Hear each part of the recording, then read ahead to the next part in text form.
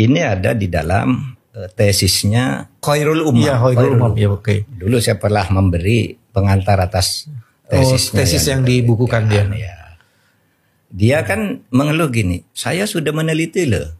Di berbagai negara semua teori mengatakan begitu ada reformasi, konsolidasi atas demokrasi itu hanya butuh 2 periode. 1 periode transisi, periode berikutnya pemantapan aturan, periode ketiga sudah demokrasi, sudah korupsi, sudah relatif bersih. Tapi di Indonesia lain. Di Indonesia hanya 1,5. 1,5 periode sudah parah lagi sampai sekarang jadi lebih parah dari sebelumnya. Itu kesimpulan dia. Jadi lalu saya katakan, kalau kesimpulan saya bahwa sejak reformasi terjadi lagi korupsi, itu bukan karena demokrasi jalan, konsolidasinya tidak jalan. Karena sebenarnya kita melakukan reformasi sebentar demokratis, sesudah itu menjadi oligarkis. Konfigurasi demokratis itu berubah menjadi oligarkis. Nah itulah yang menimbulkan korupsi besar. Sehingga masalahnya kan memang sekarang ini kalau istilahnya Mas Rizal Ramli itu kan pepeng. Penguasa yang jadi pengusaha gitu. Itu oligarkinya Rizal. Tapi bagaimanapun oligarki itu artinya sekelompok kecil orang memegang sumber daya kekuasaan yang besar dengan cara buruk, dengan cara korup, itulah. Dan apakah itu pengusaha, apakah seniman atau apa, tidak penting. Tapi arti oligarkinya itu sebenarnya kan. Kalau di dalam teori. Nah itu yang saya katakan. Lalu kalau berteori lagi apa? Nah, hal-hal seperti ini kalau dalam perjalanan sejarah kita dalam teori hanya bisa dilakukan melalui operasi sesar. Seperti orang mau melahirkan, kalau keluar normal nggak bisa dibedah kan, operasi sesar saja gitu. Itu teori ya. Ini kan akademik ini. Sudah ada teori operasi sesar. Kalau ini macet sudah gini, operasi sesar lewat sini. Dan Indonesia dalam banyak kasus lewat operasi sesar kan. Jatuhnya Bung Karno operasi sesar dulu, nggak pakai konstitusi. Jatuhnya Gus Dur operasi sesar. Jatuhnya Pak Harto operasi sesar. Perubahan tuh selalu dipaksakan melalui operasi sesar. Saya katakan operasi sesar tuh mahal biayanya. Oleh sebab itu lalu kesadaran kolektif kita nih loh, yang sedang ada di atas di DPR, menteri, presiden, MA dan ini harus tahu diri negara ini dalam bahaya sekarang. Ada di tubir, jurang kalau ini jurang. Iya kan? Iya. Kalau gini, nah itu akademik teori-teori kayak gitu. 1. Dosa Jokowi. Hukum menjadi alat kekuasaan, tumpul ke atas, tajam ke bawah. Bahkan hukum dibuat sering dipakai alasan pembenaran yang notabene hanya untuk menguntungkan para kapitalis oligarki, merugikan rakyat banyak. Undang-undang Omnibus Law. 2. Polri KPK digunakan sebagai alat politik. 3. Waktu berlakunya HGU diatur sesuai keinginan penguasa dari 25-30 tahun menjadi 190 tahun. 4. Menjadikan PIK dan BSD yang murni milik non-PRI sebagai PSN. 5. Memaksakan IKN dengan membuat Undang-Undang Nomor 3 tentang IKN yang disebut PSN tapi sebenarnya tidak strategis. Yang pasti IKN bukan untuk kepentingan negara dan bangsa Indonesia. 6. Melindungi dan membantu hidup kembali PKI dengan menerbitkan Kepres 17 tahun 22 dan ikutannya. 7. Ada indikasi ingin menghilangkan negara Pancasila menjadi negara sekuler, komunis, liberal. Ini nggak kalah mengerikan ya Pak Mehmet? Silakan Pak. Ya itulah memang kenyataannya seperti hukum jadi alat kekuasaan. Ini kan kalau mau dicari buktinya banyak, tapi ini lebih dirasakan begitu. Sekarang dulu barangkali hanya tingkat istana aja yang begitu. Sekarang ini sampai bawah. Ya. Bagaimana seorang tokoh itu tidak boleh salah. Contoh yang gampang kasus Vina. Itu paling gampang kalau dia yang terakhir.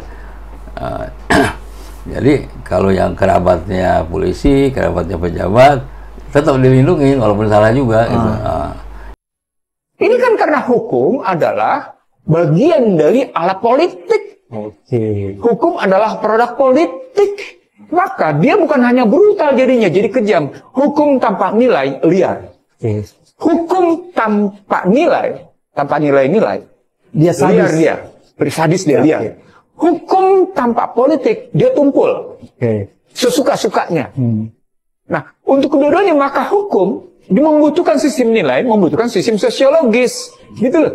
Jadi itu yang terjadi sekarang. Loh ya, banyak kebijakan yang memang punya jarak dengan masyarakat. Anda bisa lihat harga beras punya jarak. Anda bisa lihat kenaikan harga yang namanya atau tanpa bilang-bilang untuk jaga jarak. Sementara yang namanya tugas pemerintah menurut Undang-Undang Dasar 1945 itu adalah stabilitas harga. Oke, berarti kalau begitu pemerintah ini melakukan kezaliman. Kalau zalim kan artinya aniaya. Iya. Loh, memang akhirnya kan yang bisa bilang memang luka kehadiran masyarakat semakin menganga. Kan mengerikan ini ya. Kemudian yang kasus-kasus apa yang di MK, di MA, ya itu yang punya uang aja yang bisa menang. Kalau nggak ada uang, ya termasuk juga kenapa para bupati, calon-calon legislasi itu yang kalau nggak punya duit ya nggak bakal jadi.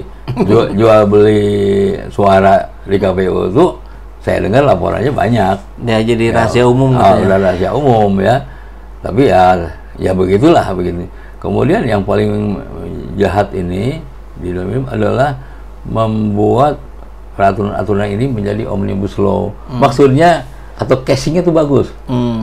Kalau kita lihat peraturannya dari atas, bagus, cantik. Tapi di bawahnya selipin. Nah ini semuanya pengusaha. Dari mulai undang-undang cipta kerja, undang-undang minerba, kesehatan, ya ujung-ujungnya orang pribumi yang susah. Ini mengerikan ya. Siapa yang nggak tahu kalau polisi dan KPK dipakai alat penguasa? Sekarang aja kan yang kecil-kecilan aja ini gampang ya. Kalau ada partai politik yang tidak sepakat lagi dengan Jokowi langsung ada tindakan. Kalau enggak dibiarin. Jahat menurut saya adalah menyandera musuh-musuh politiknya atau calon musuh-musuh politiknya. Kalau kamu nggak mau, ini kasusnya udah ada nih. Kasus pribadi kah, kasus publik kah, udah ada di tangan dia semua. Oleh karena itu saya yakin Bang, mohon maaf kalau saya salah ya Bang ya, Bang Sony, PDIP pun sudah disandera. Kalau PDIP ngelawan, mundur, Harun Masiku ditangkap segera. Hasto masuk proses. Suaminya Puan juga barangkali kena. Ya. Dan herannya itu ketua-ketua partai semuanya manut. Nah, Padahal tinggal 2-3 bulan lagi. Ya katakanlah sekarang kalau mereka melawan sikap nggak benernya, bukan ya bener sih harus diturut ya, yang nggak benernya. Terus mereka panggil KPK, ditahan lah, paling 3 bulan. Setelah itu kan lepas juga. Tapi mereka nggak mau juga. nggak mau ambil risiko udah. Tapi kalau begitu Pak berarti bukan hanya Polri dan KPK tapi seluruh instansi negara kan, termasuk Mahkamah Kakak, Mahkamah Adik, DPR, semuanya ya. Tapi ini juga semua dimasukkan untuk bahan laporan Pak Jokowi. Bagaimana nih menjawab persoalan seperti ini ya. Jadi jangan sampai Jokowi dengan begitu enak dia meninggalkan kursi kepresidenan tanpa mempertanggungjawabkan ini.